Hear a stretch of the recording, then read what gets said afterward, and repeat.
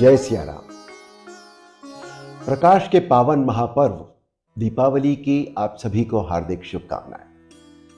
दोस्तों, सनातन धर्म की प्रत्येक मान्यता, परंपरा, प्रत्येक पर्व कहीं ना कहीं संपूर्ण मानवता के कल्याण से जुड़े होते हैं। दीपावली इन्हीं में से एक प्रमुख महापर्व है। इस महापर्व को मनाने का कारण और कथा आप सब जानते ही हो कि भगवान श्री राम ने रावण का वध किया, संसार को उसके आतंक से मुक्ति दिलाई, विभीषण को लंका का राजा बनाया और माता सीता और लक्ष्मण जी सहित अयोध्या लाई। उस दिन अमावस्या थी।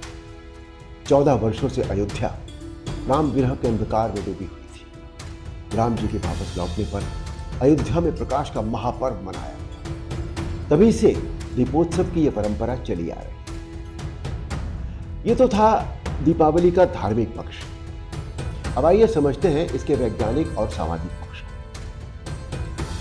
वातावरण में इन दिनों तीव्र बदलाव हो रहे हैं। आप सबने यह अनुभव किया होगा कि इन दिनों संक्रमण यानी इन्फेक्शन बहुत ज्यादा होता है। खेतों में धान की फसल लगभग तैयार हो चुकी होती है। ऐसे में पूरे समाज द्वारा अपने खेतों, खलिहानों, घरों, दुकानों, कमर्शियल एस्टेब्लिशमेंट्स और ऑफिसेज में एक साथ दीपक जलाने से जो सकारात्मक ऊर्जा उत्पन्न होती है ना, उसका प्रभाव कितना चमत्कारी होता होगा, आप स्वयं सोच सकते हैं। अपना भारत देश विविधताओं से भरा हुआ देश है। देश के कोने कोने में तरह तरह के तेलों से दीपक जलाए जाते हैं, जिनसे एक प्रकार का सामूहिक यज्ञ हो जाता है। मौसम परिवर्तन के कारण वातावरण में जो भी प्रदूषण होता है वो मिट जाता है। अब बात करें दीपावली के सामाजिक पक्ष की।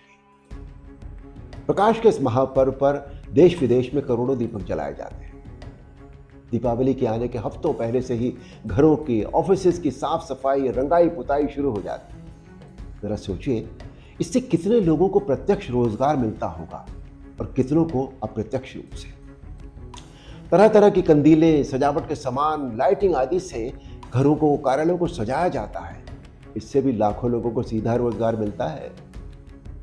यह महापर्व भगवान श्री राम से जुड़ा हुआ है और राम जी ने समाज के किसी भी वर्ग को कभी अलग नहीं छोड़ा। सबको बराबर सम्मान और अवसर दिया, चाहे वो आदिवासी निषाद राज को गले लगाना हो, भिल्ली शबरी के घर जाकर उनका आतिथ्य स्वीकार करना हो, या फिर साधु संतों विद्वानों के आश्रमों पर जा जाकर सत्संग करना हो।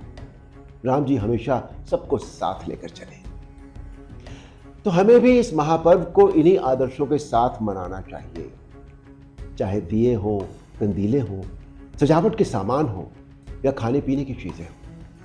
हमारा प्रयास यही होना चाहिए कि हम दिए अपने ग्रामीण कुम्हारों, आदिवासियों के बनाए हुए ही खरीदें, सजावट के सामान देखभाल कर स्वदेशी ही खरीदें और अफवाहों से बचते हुए, सुरक्षा का ध्यान रखते हुए मिठाइयां आदि भी अपने लोकल दुकानदारों से ही खरीदें।